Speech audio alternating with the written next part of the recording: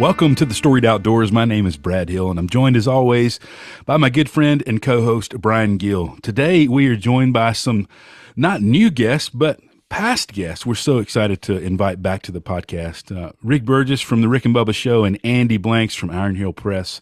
And man, they've got some great news to share with us today. As always, I know we got some good stories to tell. But we are so glad to have you guys rejoin us and come share life again with us around our digital campfire that we call this what we call this podcast. We just kind of gather around and share life and stories. So thanks for coming and hanging out with us, guys. Hey man, our pleasure. Andy, throw another log on the fire. Yeah, I'm about to go get one. But yeah, it's great to be here, guys. Thank y'all. Guys, man, love you guys. Thank y'all for being a part of this. Man, we go back a long ways. We've done ministry together. We've written books together. And this is an exciting podcast because this is a book that Rick, you wrote completely front to back, all by yourself. And, you know, this is something that's been really impactful in a lot of men's lives already. And it's something that you were very passionate about getting out there into the world. So tell us a little bit about it. Well, it is co-authored by God, so I'm very excited about that. You know, when you, and this is absolutely true, and Brian, you are on our curriculum team at themanchurch.com. You've participated in now our fourth curriculum, which, by the way, just came out, which we're very excited about, called Impact. So we now have 4 40-week curriculum, but we also, as you mentioned, have individual resources. And Andy and I joined forces together on some of these, and he did encourage me to write, what was it, half of one of them and then 5 weeks on another one. But when Andy approached me about this, in my family we have a writer, and it's not me. It is my wife, and we have writers on Team Man Church at Iron Hill Press, and those aren't me either. And I'm the guy that does the videos, and I'm the guy that goes out and speaks, and that's where I'm much more comfortable. And Andy, to his credit, and being a dear friend, kept encouraging me. I think that based on, now we're, in year 3 of this, I believe these men that are trusting our team, they would like to have a resource where the commentary comes directly from your experiences and from you. And of course, Andy, I'm not sure if I screamed. Absolutely not. I don't know what happened, but I mean, look, I'm not going to, I mean, this is not me. This is not false humility. Honestly, Andy can tell you, I've been very, very, he's walked me through trying to learn to write things down, what I'm thinking and what God's telling me. And he has worked with me and tried to make my stuff make sense. And he felt that I was where it was time to do it. And so he has been a great help, a great encouragement. But you are correct. We have a new, this resource is really for individuals. It's not a curriculum. It is a 31-day devotional. And it's called Transformed, Embracing the Death of Self and the Power of God. And we walk through 31 verses in Scripture where this is the theme, where, there is nowhere in Scripture where it says, oh, you have been redeemed by the Son of God, and you have received God's seed, taking your dead spirit and making it alive, but it really has made no change in your life. That's not really saying much about Jesus. And I was sold that version of Christianity, which did not transform my life. I just believed the same things that demons believed about Jesus, thinking that must be enough. These were the verses, when I was confronted with that I began to study, that really convicted me. And so we tried to get those in this devotional, and then I provide commentary of my own personal experiences and things that God has taught me. Rick, you've been doing this manchurch.com for several years now. Andy, you've been right there with it. What, Andy, from the publishing standpoint, what has been one of the most encouraging things that you've seen come out of these books that you and the Man Church and Iron Hill Press have been putting out? Yeah, that's a great question. And Brian, you and I got to do one of those books together, Yep. A 40-day devotion on looking at real men of the Bible, which was really one of my favorites. I think the cool thing that I've That seen was come out just of go before ahead. that was because Rick couldn't do it. That's right. Yeah. Well, I was yeah. batting I was the second string, and so I would appreciate that. I appreciate that opportunity. Well, it turned out great, right? God's plans are always perfect. It was an incredible resource, and Rick would agree that your take on some of those characters Amen. was fantastic. Amen. I think the thing for me to watch over the last few years, and Brian, you and I have talked about this, is watching men kind of just wake up to this idea that the the burden of spiritual health in a home is not to be carried by the wife alone. And we know that in a lot of our homes, that's kind of, and it's, I think what I'm painting with a broad brush here, but by and large, women tend to seem to be a little more relational than men, right? I mean, we kind of know that. And I watch my wife with my children and gosh, she's just got this intuitive sense. And so because of that, I think a lot of times women are left to kind of really be the sole teachers and drawing kids back to the word in the home. And that's not God's plan. I mean, God's plan in Proverbs over and over again, man and woman, mother, father, teaching children together.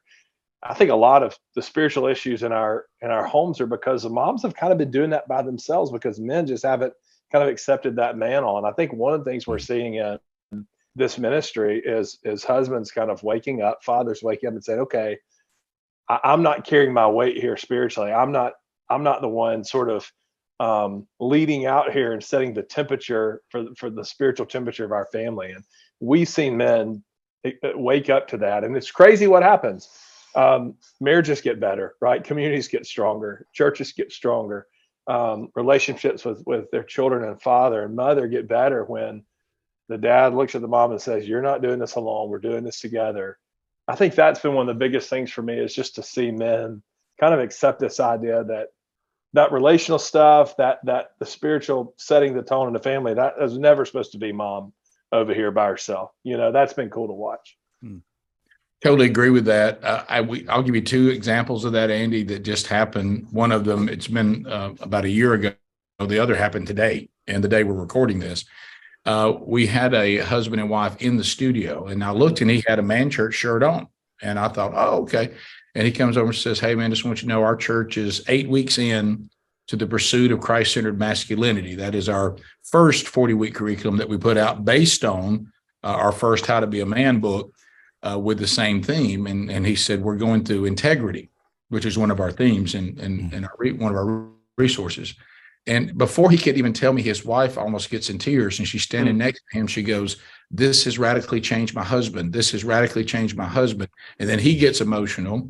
And because you could see what you just said, Andy, you could see this woman that says, I shouldn't be doing this by myself in the home. And I now have my husband who cares about the word of God. He's getting confident with the word of God because, we've said at themanchurch.com, you also, even if a man says, I want to be discipled, but if your approach to him is the way you would approach a woman or a child, it doesn't work. And frankly, you shouldn't approach women like they're men either, or children like they're grown men. Everybody needs these curriculum and these studies that speak to them the way God made them. And so there wasn't a lot out there for men. There were some great books that men have written, and I don't want to belittle that, but we didn't have things that people had put together that were designed like a curriculum for all the other ministries in the church. So that's what God told us to do. And the other one was Mangum, Louisiana. Remember this one? It's a Tuesday night prayer service. By the way, that tells you that's a rural church because I still have a Tuesday night prayer service. And a woman got up to address the pastor and said, you've brought this manchurch.com stuff into the church. What are you doing for the women? And a woman stands up and interrupts her and says, this is what he did for the women. This is what he's doing for the women. This has changed my husband and it's changing the men of this church. There's no greater gift you could have given the women of the church. Wow. Man, that's incredible. So, Rick, you were talking about, I feel your apprehension about writing. I get that because one of the things we do on the podcast is we share we share essays that we write. And so Brian is such a, he's gifted and he's sharpened that tool in his toolbox of writing.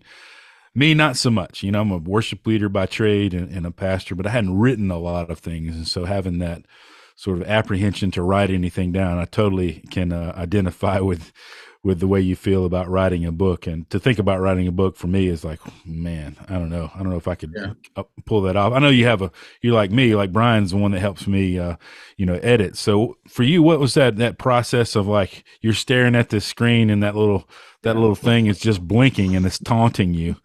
What was that starting that process? I just realized that what if you and I had become friends, and Andy and Brett and Brian had become friends, and we didn't know either one of them? You and I wouldn't have written anything. Nope. That's exactly correct. Yeah, right. Both of you guys are selling yourself short. I just want to say that. Both of you guys are selling yourself short. Hey, I wouldn't be published if it weren't for Andy. Well, and I agree with you that both Brian and Andy, Brian, you've been a great asset to these resources that we have, and I want to thank you for that so much. But honestly, the way it was approached, and Andy was first of all, he said, "I think you're ready," which that always helps because I respect his opinion. And then the other is just sit down in front of the keyboards, take the verse. I already had those, because I knew the verses I wanted to go find, and just tell us how that verse has been applied to your own life. Mm-hmm. And then, you're a C student from Calhoun County. I'll work the grammar out, and we'll get that right. But he, what I liked is Andy did not want me to sit down and write it in somebody else's voice. And I had a young man that I've been mentoring for about 8 years. And you're going to love this, Andy. I don't think I've even told you this. So he has the book. And I said, "Well, how'd you like the book?" And he laughed. And he said, "Well, it's basically 31 conversations you've had with me over the last day." But here's what you want. This is what you're going to love, Andy. You know what he said? "As I'm reading it, I can hear your voice." Yeah. He said, I know this is how you talk. This is what you say. And sometimes when people edit for you, and I've had this happen in the past with some of the Rick and Bubba books, which is my day job, where they put the product out and it didn't really sound like me. And I was like, "Oh no, this doesn't sound like me." And really all Andy did was say, "Let's make sure you got your subject verbs and all that correct. And if anything needs a little bit of tuning, I'll do it. But what I appreciate as an editor is that my voice is still there." And I think that was great. We don't need a book that's in somebody else's voice because we have, we got that covered. So that's the part. I just sat down to your question and said, what did God teach me? And put that on paper. That's great. Brad, I want to say something real quick. I heard a podcast the other day while we're on this kind of topic. Heard a podcast the other day, and Seth Godin, we all know Seth Godin, right? Business marketing extraordinary author, Tribes, Purple Cow, a million different business books. And the guy was asking, how can I write a book? I'm not a good writer, but I have all these ideas. And I thought something Godin said was very, very interesting to me. He said, nowadays, there's no reason why anybody can't write a book. And he said, get over the fact that you're going to sit down with that blinking cursor on the blank Word document. Yeah. He said, ask yourself a question. Who do I want to see changed? What is the audience that I want to speak to? How do I want to change them? He said, and then just hit voice record and start talking. To get everything everything you've got in your head out in a voice record. He said, there are people and services out there that can take that and get that content fleshed out and cleaned up. And I feel like that's really, really good advice in our modern day world, right? What audience do you want to transform? For Rick and for us, I think we can answer that question. Sure. And then it's just getting that out of your head and really don't worry about editorial when it's coming out. That there are people out there. You can Google people that'll take your manuscript and fix it if you don't have the luxury of knowing editors, but just the idea that what you guys are doing and how your brand and the Storied Outdoors weaves in this idea of story. Everybody's got a story, and the ability nowadays to be able to get that story out is available for you, but you got to do the work to start it, right? Yep. Yes. Yeah. Brian recently traveled down and hung out with me down here in Mobile. He came on Friday night for we had our basically a version of Man Church we call a Forge, and we have them a few times a year. And we had one guy that was slated to be there that had gotten fairly sick and had to back out on us, and I had called. I thought my goal that evening was I wanted to. What does it mean to be a man, and what does it mean to be a man on mission? And so to try to give my guys a push towards like how do we serve, how do we make the gospel known to the nations, and so I thought who's local that could speak to that, and I had a good one of my mission partners here locally. His name's Matt Armbruster, and Matt has this incredible ministry called Ransom Ministries, and man, he just came and just shared his heart, and man, it was incredible. And so just out of being faithful to do those things that you guys talk about, meeting together and opening God's word as men together, man, we've been faithful to do that and to see God's blessing on that. It's been really cool to see some of my guys plug in and start to serve that were deeply impacted by what Matt had to say. And it wasn't our plan because we had somebody else, slated to speak, but he stepped in and came and shared his heart about what he does and about how God's moving in his life. And it was really cool to see that obedience. He changed what he was going to speak on and just really shared from his heart. And gosh, it really has impacted some of our guys. So men's ministry is hard, but sometimes, man, you see some things that really go, man, praise the Lord for what he's doing here. One of the things that that guy said that it kind of comes full circle was he was sitting there and he said, I was at this conference and heard Rick Burgess talking, and he was telling the story about the night that he got the news that his son Bronner had passed away. And he talked about how that story has impacted his life and how he saw your response and the way that God used you after that tragedy in your life to be able to talk to men and to say, look, being a man is not this hyper masculinity type thing. It's about surrendering to God. Yep. And man, for him to do that, that's when I texted you in that service, and I was like, this is incredible. This is the guy that needed to be here. It wasn't a mistake that Dr. Stafford got sick and couldn't come. This guy was the one who was meant to be here. Yeah. And man, just to brag on Matt's work, I was hanging out with him this week. I went down they work down sort of in what some would call the hood part of Mobile. He's working with these guys that have come out of prison or coming off the streets or homeless. And he has this thing called ransom recycling, and they, you can take them old computers and old TVs and anything that has metal in it, and they break it all down, and they recycle all those electronics, and they pull out all this stuff. But he has a whole program called Ransom Reprogram. These guys go through this 12-week course, and they learn like life skills, interview skills, how to write a resume, how to re-enter society, and it's all gospel based. And then they work for the recycling arm of their ministry and apply those things in a real world setting. And then at the end of it, they have different organizations throughout the city that will interview these guys if they've graduated from Matt's program. It's really, really incredible. It's very empowering. And man, he works and he works with the meek of the earth, man. And so just for you, Rick, to hear like, that's just a drop in the bucket of what the Lord has been doing. That's one of the ripples that came off of the stone that was thrown into your life and into your world and your story. And that ripple has gone into Mobile and is really affecting guys on a deep level that society would really honestly rather not work with. Yeah. And their lives are being changed. Yeah. And you just touched on it. I don't know that any of the things that we're even talking about right now today, certainly none of the things I'm able to share in this devotional, I would say 3/4 of it all came from walking through the earthly death of one of my children. Mm-hmm. Because it was one of those moments where God said, look,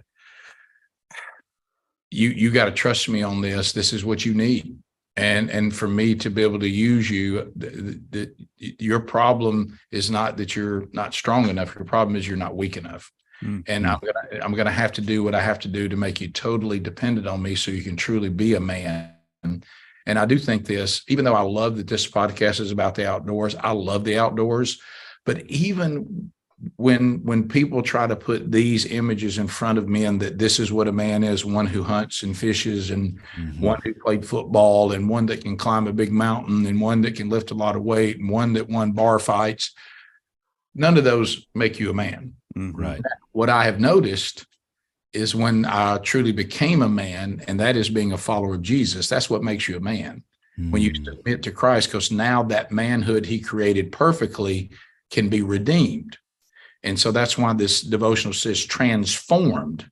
You know, you're not even becoming a better version of yourself. You're becoming what a man really is. And one of the things Jesus said is first is what? Deny yourself. That's counterculture. I mean, pick up your cross. He's not saying, if you look at the original Greek words there in Luke 9:23, and Matthew talks about it too, that word there does not mean better version of me. I'm trying to do better. It means that he is transforming you into something you never were.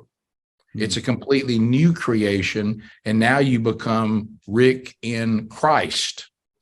And then when now you've got that right, and you really are a man, then when you go out to fish and hunt and enjoy the outdoors, or you go to enjoy your favorite sport, or you go to play a round of golf, all of that's now put where it was supposed to be. It is not your identity. You know, it is something that you can enjoy as a man, but it doesn't identify you as a man. And I think that's one of the errors that some of the past men's ministry approaches have been, when you use images of men in camo and football and sports. And I mean, there's nothing wrong with these things unless men start thinking, well, if I'm not any of those things, I must not be a man. You know, and then no, a real man is one who follows Jesus. I know a lot of athletic, great outdoorsmen who are tough as nails, and they're not worth 2 cents, and they're not a man. Okay. Because they reject Jesus, and they live their life gratifying their flesh, and their families don't have a spiritual leadership from them. I never will forget the time I sat down across from Craig Kelly. And I think we included this in the first How to Be a Man. I'm almost certain it's in there. It had to be, if that was the first thing I ever got a chance to participate in. I go to have lunch with him in a meeting 3. He's now a pastor in Northern California, because he said, I want to go where lost people are. And so he sits across from me. I thought we were going to have a lunch. He said, I got one thing I want to tell you before we go any further today. I said, okay.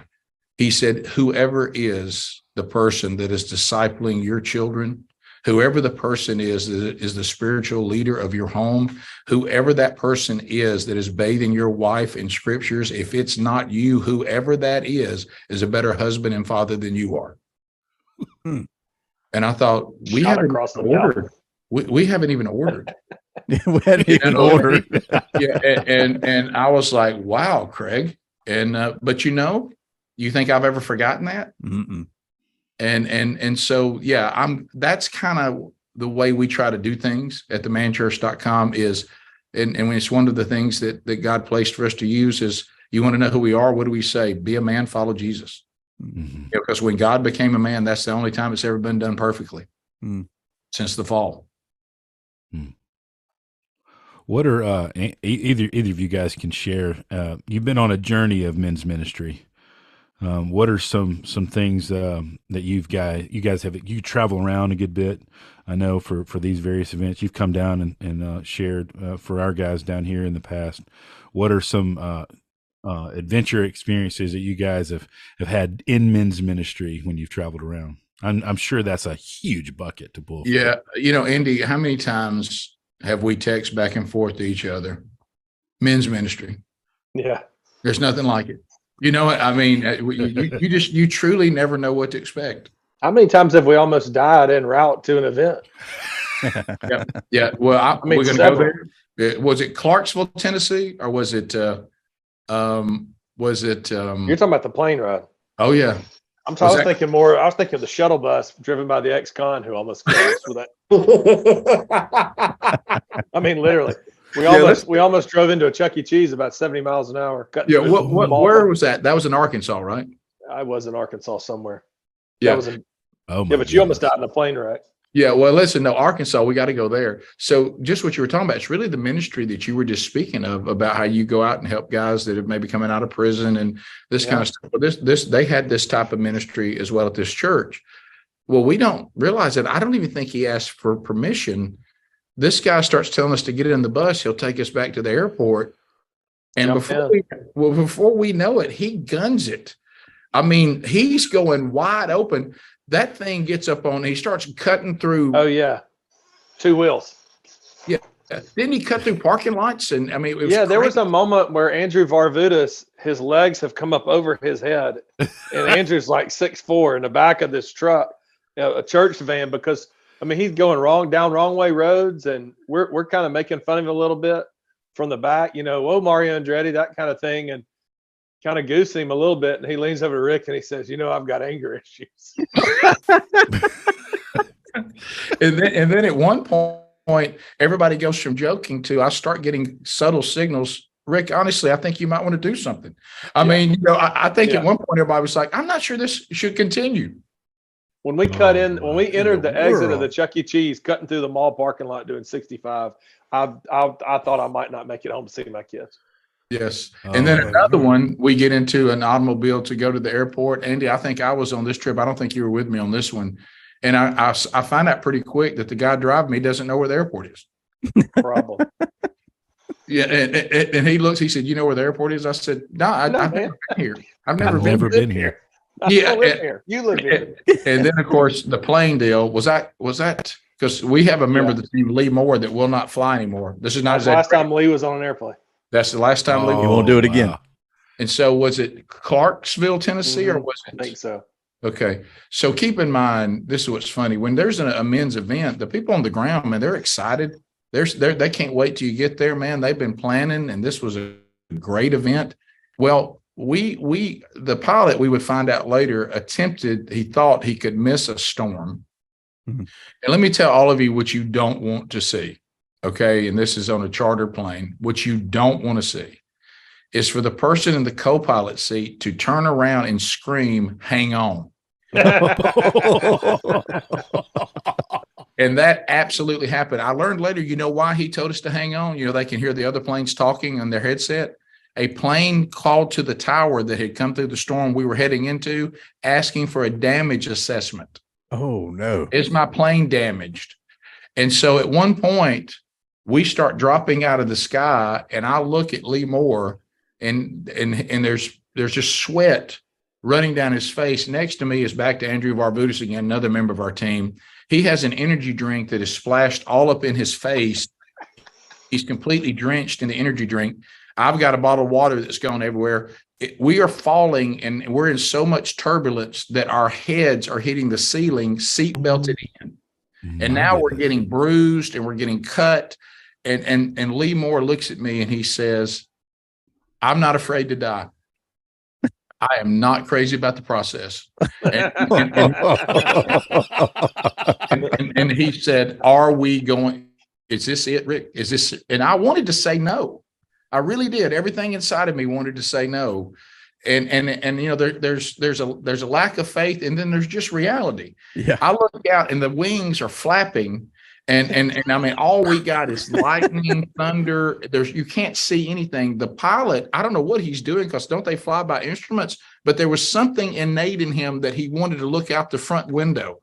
He's like staring up at the front window. I'm like, what is he looking for? And then the plane would go boom, and it would drop, and our heads would bang on the ceiling. Boom, and it would drop, and our heads would bang on the ceiling.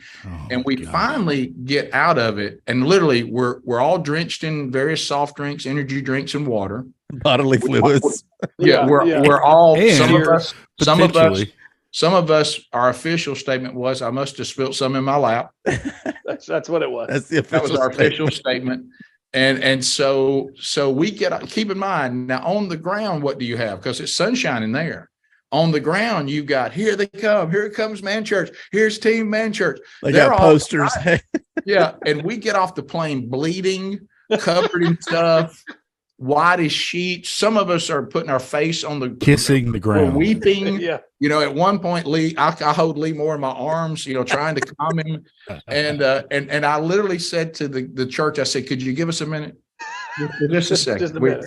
We're not going to unload merch just yet. Just, we don't even know what condition it's in back there. There's no telling what we've broke. And so I was going around, and then have you ever been tried on forgiveness? When God gets you in situations where forgiveness, you're really going to find out if you truly forgive. Well, I think to myself, this was unavoidable. So I'm terrified, but I'm not mad at anybody. Right. And I start making my way to the front of the plane, and the pilot, which will remain nameless, said, "Hey man, I just want to apologize for that." And I said, "Oh man, you did what you did, man. You got us on the ground safe. You don't owe us an apology." "Yeah, that was on me." "What? Wait, what? What? Was that avoidable?" And he said, "I thought I could miss it, and I went full throttle." He said, if I'd have paid attention, I would have drawn us back much slower, and we would have still caught the end of it, but it wouldn't have been violent like that. And then I thought to myself, now I see you much differently. And I'm going to have to give this a little time. I think the best thing for our relationship is for me to go get into that car. I'm going to drive myself home. Need some space. And so what do you think the topic was? And we're trying to get the resource table set up. Nobody's talking about anything other than this. Has anybody seen the weather for the ride home? Oh yeah. What's the weather? That I couldn't get anybody on another topic. I said, guys, we can't stand here and talk about the weather. We got to get ready. Does anybody know can we just drive home? I'm like, everybody calm down. Everybody, let's take it down. Let's do this event and let's concentrate on this. Boy. But we lost Lee Moore on air flight. It. He will not fly. If it's drivable, he'll help. If it's not drivable, he will not go. I'm out. Gosh. Wow.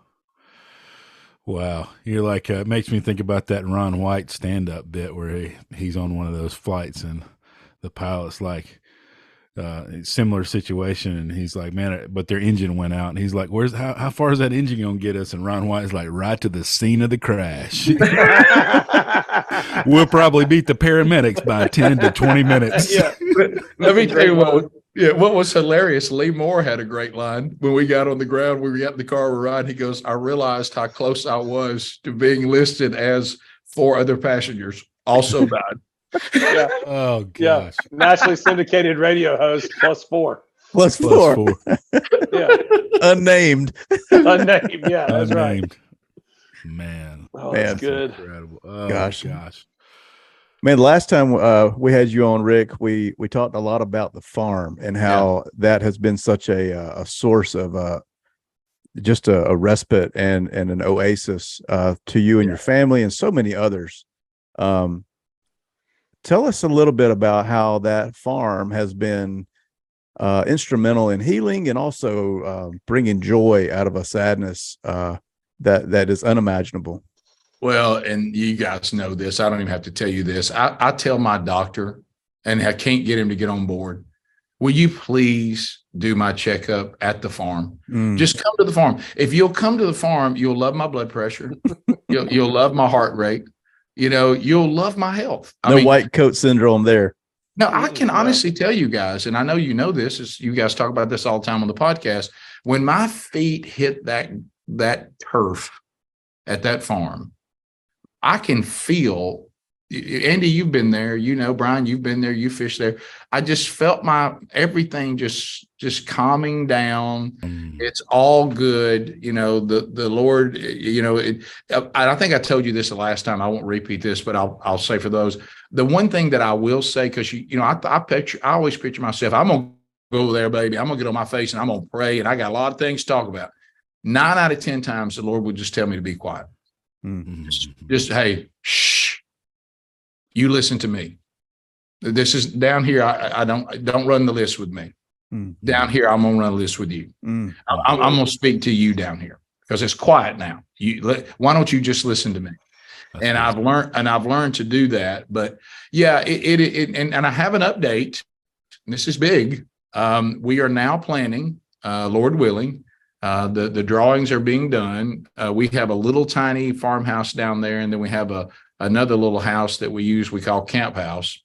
But but we have made the decision, Sherry and I, as empty nesters, that we are going to move full time to the farm, and we're going to downsize, but we are going to build a house, because the houses that are down there now, Sherry won't come over to Camp House, and the little house there is, I mean, it's very tiny. It's great, for Sherry, where Sherry wrote her book. I loved what you called it. You called it like a mama house. Yeah, a mama house, a little mama house. And I mean, I kid you not, it's less than 1,000 feet of house. It's probably a few hundred feet of house. It's also kind of Sherry's domain. Like, I've been to the Camp House a few times. I've never been invited over to the Sherry's house. No, and you won't be. And you won't be now. Now your wife will be. Your wife would be. That's a good point. Yeah. There's not as many deer heads in Sherry's house. There's none. It really is a she shack. It's a she shack. It's a she shack. Yeah. So anyway, we're going to build there, That's and awesome. we're moving there full time. Probably within the next 2 years, we'll be there. And so I'm really excited about that. I really have grown weary of and I know this is first world problems, and I'm thankful for the blessings and be able to have a place like that. But having a house and having other property, it really gets tiresome. It's kind of like, all right, let's just pick one or the other. I mean, and if you're going to pick one or the other, we're going to pick the farm. So going to the farm. So we're gonna go there, and I'm excited about that. And it is a great place of spiritual growth and a spiritual sensitivity, but it's also, as you mentioned, a place for a tremendous amount of joy and fun. Mm. All right. We talk about stories on here. We want to hear a story from the farm. There's so many that y'all will love this one. And it's going to start off on a little bit of a sad note, but just stay with me. Okay. Sometimes you have to laugh to keep from crying. So my daddy, those of you that have ever heard me speak anywhere, y'all have heard stories of my daddy, retired football coach. My goodness, he just we got 2 more Hall of Fames. We got to go now. He's in every Hall of Fame in Alabama there is when it comes to coaches. But if he was coaching today, he would be put in jail. Yeah. And I learned the outdoors. My grandfather was an outdoorsman. This stuff is generational. My daddy is an outdoorsman. As a matter of fact, he said coaching's what he did to pay the bills. The outdoors is what he truly loves. And he hunted and fished and taught us all how to do that. But my daddy, when it came to hunting and fishing, it was not going for a recreational time. It was, we are a military unit. Andy, you'll love this. And if we don't come back with fish or game, we are failures. And my dad had no concept of we're just doing this for fun. What he thought was fun was being successful. Okay. And so he took it extremely serious. Well, Dad is 82, and unfortunately, he has Alzheimer's. And but even my dad with Alzheimer's is not like any other human being with Alzheimer's. As my mom keeps saying, they don't even know what to say about him. They'll look at, he'll go get his checkup, and he'll look at my mom and go, so he still showers? Yes. He still can handle himself in the bathroom? Yes. What? I mean, they can't, he still shaves? Yes. And so anyway, so we're fishing. So remember, his short-term memory does not exist anymore. Okay. Well, we're down at the farm, and Mom, and he goes, how big is this pond? Now, unfortunately, he's been there many times, and he acted like he'd never been there before. And I said, yeah, Dad, it's probably about 7 acres. No, it's bigger than that. Dad, just had a survey down here because, we're getting ready to move down here. That's exactly how big it is, about 6.1 acres. Nah, it's bigger than that.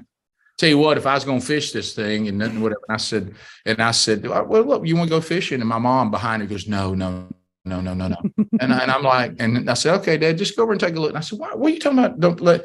It's going to break your heart. It's going to break your heart, Rick. Don't put yourself in that position. He can't even make toast anymore. I mean, it's going to break your heart. Well, I had seen the documentary on Glenn Campbell. Mm-hmm. Y'all know that Glenn Campbell did his last tour with Alzheimer's. Yeah. The funniest line was from The Edge when U2, and they said, you go see Glenn Campbell. He said, it was fantastic. Did he play the same song twice? Yes, he did, but it was fantastic both times. Both times. Yeah. And so anyway, I said, there's certain things Alzheimer's patients remarkably can still do, and no one can really explain it. There's parts of their mind. And I thought fishing would be one of them. I really did.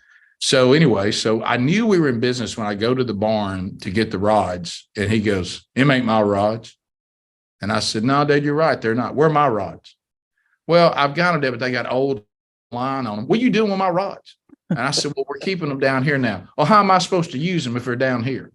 "Well, Dad, right now, this is pretty much the only place we're going to fish." "So this is the only place we're going to fish?" And I said, "Well, Dad, your rods aren't in condition to be used." "Well, I keep new line on them. Why not?" I said, "Well, can we just use my rods?" "All right. I don't know what my rods are doing down here." Now, I have a brother, as y'all know, named Greg. And so if he ever gets too frustrated, I just blame Greg. And when he says things like, "Where are my guns?" I say, "Well, I guess Greg's got them." "What's he doing with them?" So I do all that. "Where's my truck?" "Greg's got it." "He's using my truck." And I said, "Yeah." "Well, what's he got my truck for?" "I don't know, Dad. You know how Greg is." So anyway, so we go out there, and my mother's just, we come back and she's like, "Hey, you just setting yourself up for disappointment." So all of a sudden I throw out, and I get a little bass and I'm bringing it in like that. And I said, "Well, that's 1-0. He said, "What?" I said, "What? 1-0. He goes, and that thing just beautifully shoots out there like a perfect little just drop off. Whoop. He comes in where he doesn't set the hook the first time and he gets a little hit. And I said, "Wow." I said, "You ain't gonna win fishing like that." And he goes, he just looks at me like he was gonna choke me. He comes back, whoop. So the next time I see him go, whoop, and he sets that hook, he brings it and he says 1-1. And he puts it off to the side. Well, he starts catching fish. And I look at my mom, she goes, "Unbelievable. He can't make toast, but he can fish." So we start moving around where we're throwing rattle traps. This is what y'all gonna love. You're gonna love this. So we're doing rattle. We're starting to get into where there's structure. There's trees, laying in the pond. "Hey, watch throwing around these trees now. You know how I hate to lose a lure." I said, "Dad, I'm good on the trees. I'm just telling you, don't get that lure hung up. You got to watch what you're doing around these trees." "Yes, sir. Yes, sir." I'm 58 years old and I'm 11 now. And so we're coming around. Well, he gets hung. And I said, "Hey, are you hung?" "I ain't." "No, one ran me up under there."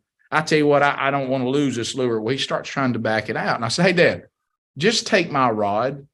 The fish are hitting. You keep fishing and I'll worry about that." "What?" I said, "Just take my rod. I'll worry about that." Well, he takes my rod. Well, remember, he has Alzheimer's. He throws out and looks over and goes, "Well, my goodness, have you got yourself stuck?" And I was like, "Oh, come on. I tell you what, I hate to lose a lure. You got to be careful throwing around those trees." That's amazing. And in his world, I'm the one that's stuck. You're 11-year-old again. I can't defend myself. I just have good. to go, "Sorry about that, Dad. Don't break That's that good. lure off." "Did you break it off?" So there we go. Oh, wow. Yeah. So there's, man, that's awesome. Yeah. Oh, So we have funny. a lot down there. We do. And, we've had all kinds of, rescuing people from mud. One time Sherry had a group of women and she's riding around in one of the vehicles. She loves to take women around and "I'm going to drive the vehicle." And I'm like, "Baby, you don't need to." So she knows the farm pretty good, but when it goes off to where we hunt and everything, she didn't know that as well. So all of a sudden I get a call. "Well, I tell you what, you're going to have to do better with these roads." And I said, What are you talking about?" "Well, I mean, you've let these roads grow up. I mean, are you just neglecting this over here?" Is Gary, who helps us with the farm, Gary, which is a whole nother world. And, I mean, do y'all not ever clean these roads? I said, "Sherry, our roads are pristine. They're clean." "Well, I'm going down the road right now and we've got trees all over, so we can't even hardly get through here." Oh, no. Where are you?" Not on the road. Not on the road. She said, "Well, I went down there, that one green field and right there." I said, "Did you turn right or left?" "Well, I turned left on the road." I said, "That ain't a road." She's driven this vehicle in the middle of the woods on some trail and which was a bed. It's like an old logging trail or something. Like an old logging trail. And now she's got the vehicle in there and I got to go find them. And I'm rescuing women and children out of the middle of this thing. She's got it so backed up. Now you couldn't get a vehicle out of there if you had to. And so, yeah, we have, anytime we go down there, there's Daddy and the way I do things. But when Sherry comes down there, as Gary, the bulldozer man says, hey, let me tell you, when she gets down here, there's a new sheriff in town. Yes. Oh boy. He said she jumped on me so bad one day about me cutting a limb out of a tree. I had to get me some new jeans because she done eat the hind end out of these.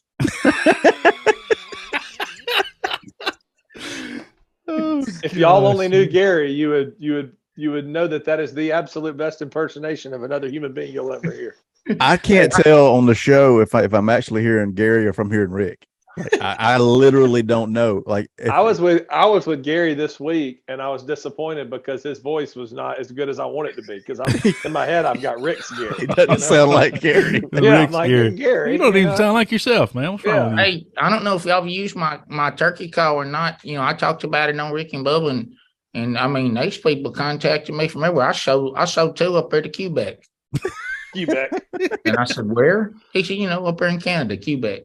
Quebec. Quebec. Hey, you'll love this. I tried to get one of his turkey calls the other day, and he said, well, I'll give you the one I got because I'm sold out. I said, oh, man, you sold out? Yeah, I'm sold out. I said, you just tired of fooling with it, selling them or whatnot? He said, no, I ain't tired of fooling with them. I just feel so sorry for the turkeys because they work so well. Hey, they outlawed my call in Mississippi because they run out of turkeys. Oh my gosh.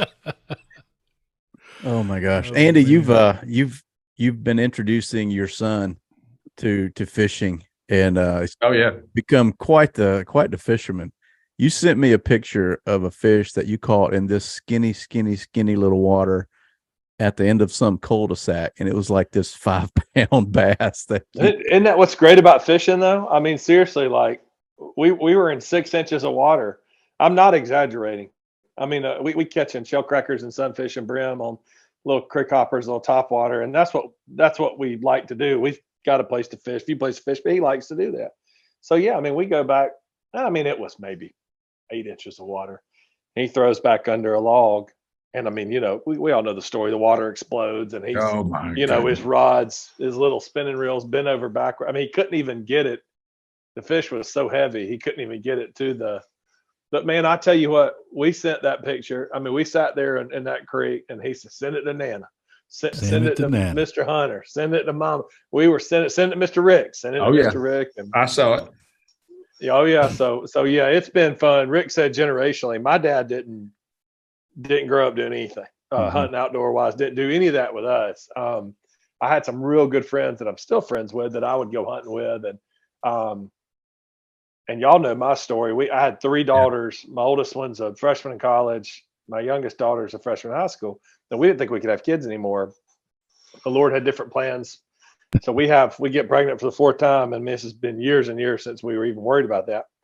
And it's a boy. And so I have had the best time just introducing him to the outdoors in a way that my dad, not that my dad did anything wrong. I mean, it just wasn't a part of who he was, but taking Paul hunting, fishing. He got his first deer this year and loves to fish, and called up a turkey this year. We got hung up, couldn't get him, but he got to see all that. Turkey hunting's not his thing. It's too long sitting still as a 9-year-old. We got to wait another year or so. We tried a little too soon on that. That's another, by the way, Gary's statement. He tried to take me turkey hunting. I'm not a big turkey hunter. And Gary tried to take me turkey hunting. I like to deer hunt. I love to deer hunt. Still love to rabbit hunt. Not many people do that anymore. But he took me deer hunting, and somebody asked him what it was like. It's like sitting out there in the woods with a 280-pound 6-year-old. Oh gosh! Yeah, I can't see you having the makeup as a big turkey hunter, Rick. You got to be still. You can't sit still, Rick. You got too much energy. No, I can't do that. I mean, I'm right, tapping my legs up and down, just keeping the rhythm. How about this? One thing I love about your son, Andy, and now that I'm the old guy in the bunch, all my youngest now that's here on earth with me, my youngest is 20, about to be 22 this month, and 2 of them are getting married this year, and 2 of my sons. So we're empty nesters. But because of all of you that are my friends that still have younger kids, y'all still give me that thrill that I had with my kids when they were little, and having Paul come down to the farm, and little goofy things like me sitting him in the diesel and making him repeat back when I cranked the diesel, Paul, what's that mean right there when you hear that sound? And Paul said, somebody means business. That's right. And to be able to pass that stuff on and, kind of walk with them in the woods with him and his daddy. It's almost like giving me a shot at grandparenting before my grandkids are even here yet. So I love being able to let dads come down there with their younger sons or even daughters and let them get their first deer, catch their first fish. And we've got to do that so many times. And I always said when we got the place, I said, that's the way it's going to be. Is this some trophy place that I have? It's not. But let me tell you what I never want to do. And I've seen people doing it. And I would just stress to some of you out there, don't do this. I remember when we were all coming up and my kids were coming up, having to go to somebody else's place. And some of these people are very kind people, but you go to some hunting club or whatever, and your kid shoots something that they're excited about, and all the guys get negative about it. Why'd you shoot that for? Or that ain't a big fish. And and what I wanted to say is, look, when you come to my place and it's your kid's first time, there's nothing y'all can do and don't be not safe, but inside safety, whatever he catches, whatever she catches, whatever they shoot, whatever he shoots is going to be a really big deal. And I don't live that far away. You don't have to rough it the first time out. Most of our places are set up that it's easy to get in and out, but still in the woods enough that you're getting that experience. I want it to be a place where novice or first time kids could get a taste of the outdoors and love it. Yep. Well, I honestly, my son not this past February, but February of last year, he came home from school one day and he said, Daddy, I want to go fishing. And I was like, man, we had like 3 or 4 days of really nice February weather. In Alabama, you can get some good days in February. Yeah. But it took a turn on the day that he and I were going to go fishing, and it was so cold and spitting rain. And I was like, you know what? I'm still going to go.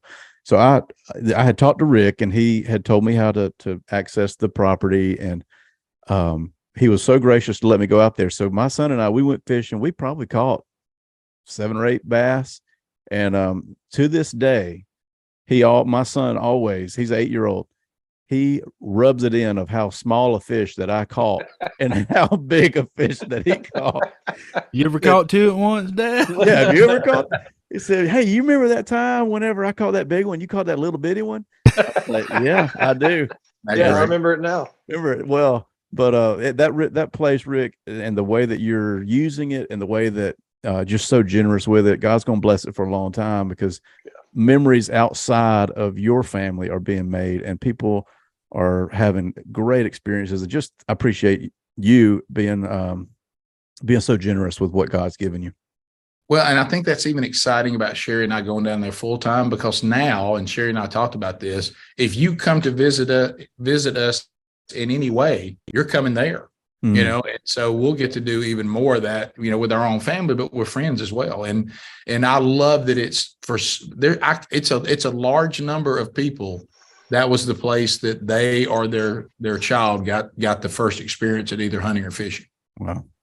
But this is something I want to add this real quick, because this is something that's been interesting for us. I mean, not everybody listening to this podcast can go out and purchase land, right? I mean, hopefully at some point one day, you move to that place. If that's what you want, you can do that. But some folks, your listeners, are young, getting started, whatever. We've got a hunting lease that's not too far from here, and it's not like Rick's property. It hasn't been managed real well, right? We go out there and we can catch a bunch of fish, but you got to work real hard to find deer, and this turkey season's been rough. And but I took my son. We went turkey hunting a couple of weeks ago. No success out in the woods, bushwhacking, walking around trying to find. And I'm thinking to myself, there's always, as a dad or as a parent, you're like, over here, you're like, I'm a little frustrated we didn't find anything, right? Because it's always more fun when you do. But over here, you're like, I'm frustrated for my child, my daughter, my son. I want them to have this experience. And so it was one of those typical youth hunts. He lost his face mask at some point. You have to double back and go find it. He's complaining. It's gotten hot now, mosquitoes. He's smacking himself, and it's starting to go downhill. And because my sanctification is farther along than it was when my older kids were little, I didn't yell, I didn't gripe. It was okay. We're gonna wrap this up, and we hump it back to the car and unloading all our gear. And I said, I was literally about to come out of my mouth, "Hey, but I'm sorry that this didn't go well." And before I can say a word, he says, "Dad, didn't we have a great time? What is so much Amen. fun?" Mm. And I thought, it's better when you can succeed, right? I mean, your dad's onto something there, Rick. It's better when you can knock down that trophy buck. But man, for these young kids, it's not about that. Mm. I mean, it's just about being out there with a line in the water, or sitting in a tree stand. I mean, and just the ride there, the ride back, barbecue on the way, the honey bun on the way, whatever. I mean, that's what it's really all about for me. And I think we all probably can relate to that. Yeah. I'm sorry. I even remember one time, what one of my sons, I didn't even think about, what they started loving more than the actual hunting or fishing is when we were to the point where everybody would come down to the farm. And you know what he liked doing? Dad, can I go put everybody out? Can I go drop everybody off at the food plots that you've assigned everybody? He loved getting into the ATV. He thought he was really cool because he was young, but he knew the area, knew all the places that he would put hunters in there and say, Dad, can I go? You take some and go with this, and can I go put some people out? And I thought, wow, that's what you want to do. I mean, they just love that the working the outdoors and being with you and being with other men as much as being successful. We talk a lot about this. We talk a lot about it's the time. It's not what you're doing. It's the time that and I think Brad, I think you talked about it. There's no such thing as quality time. It's quantity time. That was exactly what I was about to reference. There was an article. I think a good friend of mine, Dave Kakish, sent it to me. It was a New York Times article. It was literally called the myth of quality time. And you can't schedule that, right? You can't just put it on the calendar and say, we're going to have, this time we're going to have this quality time, and these 4 hours, they're going to be awesome. There's no way to schedule it. It's only quantity. Like what Brian was saying, it's like you spend quantity of time with your kids, and sometime along the way, you're going to have in that quantity of time, there will be quality. Great point. What's funny to me is like you're saying, Andy, like you don't know what that's going to be. We buy our kids these awesome toys, and we think they're going to love this toy, and they play with the box. Yeah, sure. Remote control. Right. Yeah. So like you think the hunt or the place that you go is awesome, and then they zero in on, hey, can I take people out to the tree stand or the honey bun or we saw this bird or it's the thing that you don't remember, but they, for some reason, they remember. Yeah. So they love it. It's so hard for us we want to put like worth on things, and we put it on usually the wrong thing. That's and they don't really remember that, but they remember this, but it's because you were together. It was the amount of time that you devote to them is more important than what you think the kind of time should be.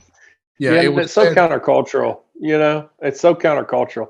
There's nothing in our world right now that leads that values unstructured, undigital analog time. Mm-hmm. And that to me is why the outdoors in any capacity is, I would go so far as to say it reshapes the way our kids understand information, take in information, see the world.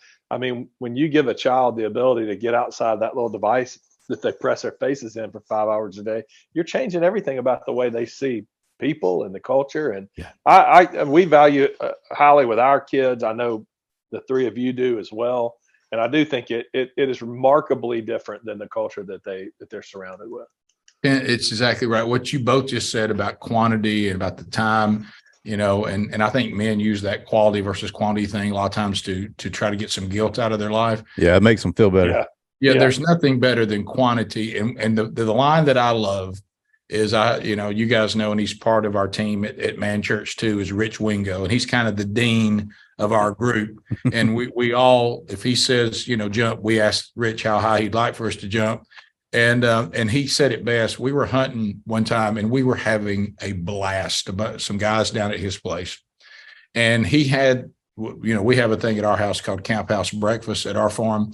And that's that breakfast after the morning hunt on the second day, and nobody tampers with that. Mm-hmm. And he literally sent out a text and he said, if anybody shoots a deer and ruins this hunt,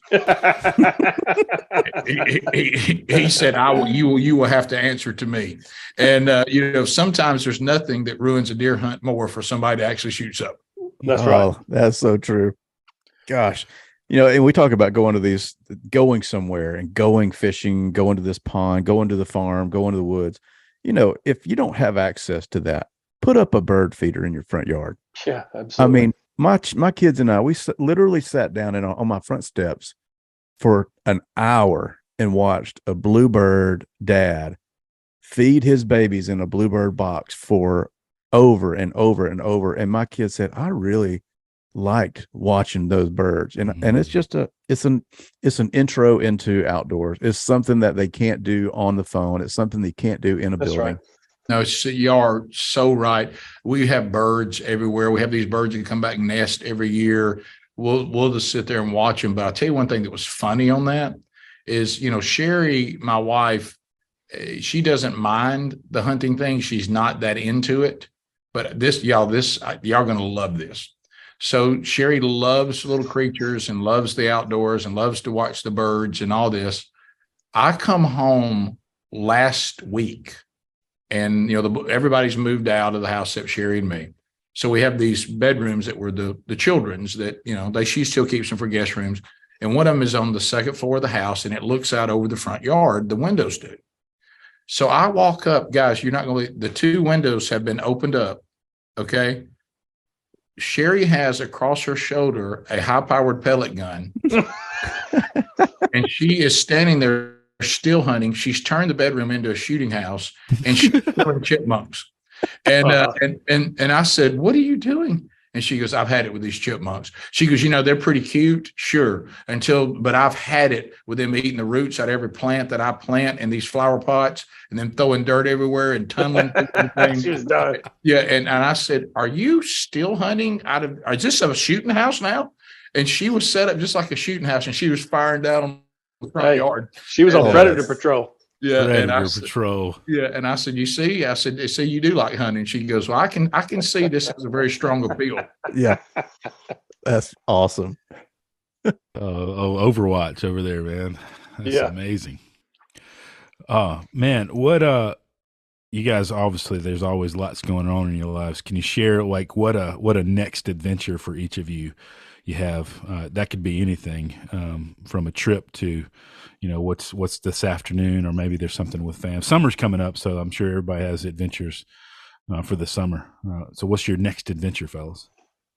I know that what I'm going to do that's coming up, I have an opportunity to speak at the Gridiron Men's Conference coming up this summer in Huntsville.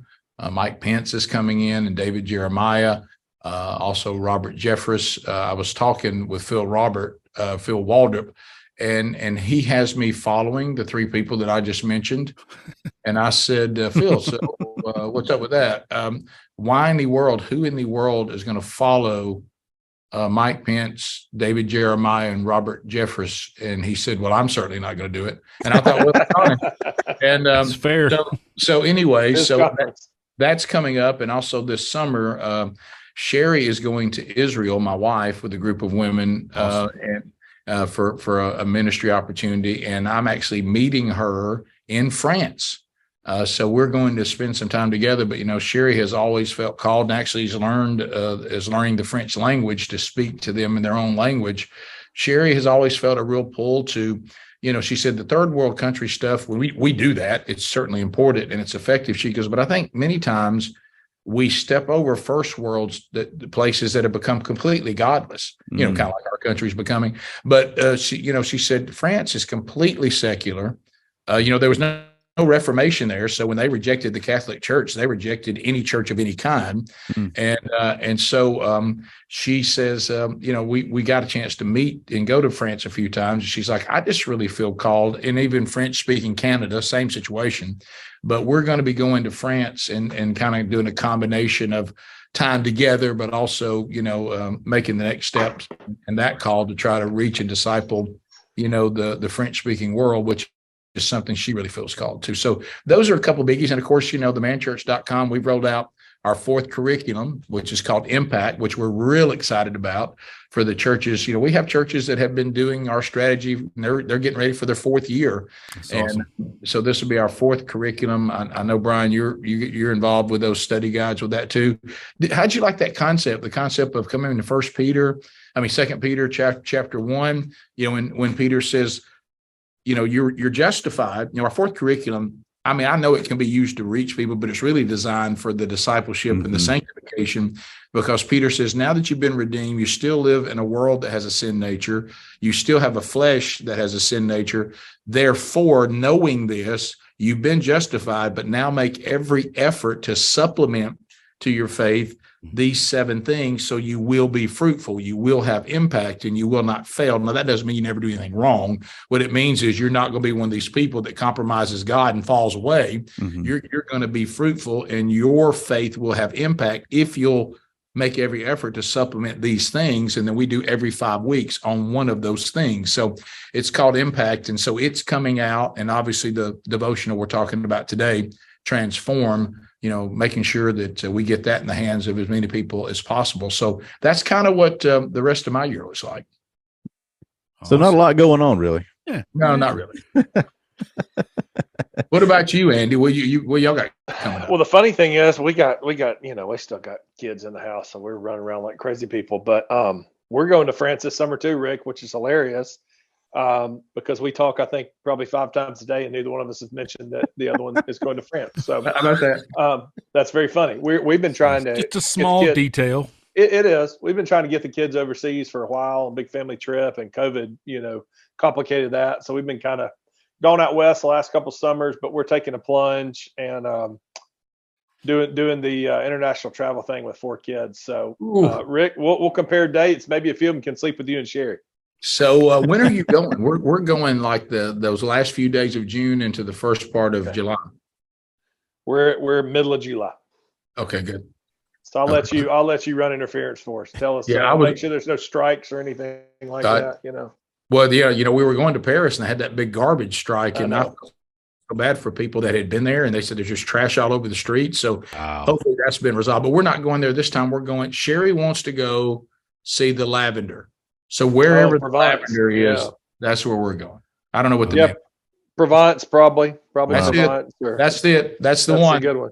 Yeah, you can't pronounce it Provence like you're from Calhoun County. You got to say Provence. Hey, is this where you see the pretty flowers in Provence? Oh man, that's good. Well, guys, we gotta get Gary to France. Where can we find the book? Yeah. Well, it's real simple. Just go to demanchurch.com. We've got, it right there in our store. If you you'll click on store, but then it's going to ask you, are you an individual? Are you a leader? Are you a small group leader? For this, you just hit any of them, but individual will get you there. If you're interested in any of the curriculum that we offer, like I say, our 4th one has just come out, same thing. You just go there and put that you're a small group leader or a ministry leader, and you can see our whole strategy and this new book at demanchurch.com. I tell people you can find it on Amazon. Brian, I know you feel this pain as an author with books on Amazon. If you just want to give more of your money to Jeff Bezos and not us, go buy it on Amazon. We sure would like for you to buy it on manchurch.com. That's funny. And remember, always put themanchurch.com. Yeah, themanchurch.com. If you do manchurch.com, there's some guy that wouldn't sell us that URL, and we tried to get him to sell it to us. He still thinks he's going to make some movie about Man Church, but I checked it just the other day. He still hasn't made it, and he's asking people to donate to it. But it's not anything off color or anything like that, but themanchurch.com is where we are. All right. Well, there you go. Well, Brad, I know that, you echo this. This has been such a fun conversation. I always love, if I could have 2 regulars, it'd be you guys. Y'all always bring a lot of fun and a lot of wisdom and a lot of godly conversation to this podcast. So thank y'all for joining us. I'm gonna let Brad walk us out. Yeah, I echo that sentiment. When we sit down, it's like sitting down with friends, because we are, and we have that ethos, that same desire, that same hope. That our heart is about story And it just so happens that we love to see story happen in the outdoors, and to share those stories and experiences is awesome. So thank you for sharing those stories and those experiences and spending some time with us on your Friday today. We hope these stories encourage folks not just to be men who follow Jesus, but to write it down. I think that's the big takeaway for me, is to sit down and write it down. I mean, that's something that, for you, Rick, that was important to get this book out, is to sit down, to put your fingers on the keyboard, to write it down, because unfortunately we live in an age where we don't write things down as much, in our experiences and our stories. So this podcast is an exercise in how do we share these stories? How do we share these experiences to kind of keep things going for the next generation, for our children to listen to laugh along with us, but to also learn with us. So we do hope these conversations inspire people to write their own stories and to share their own adventures in the place we love to call the storied outdoors.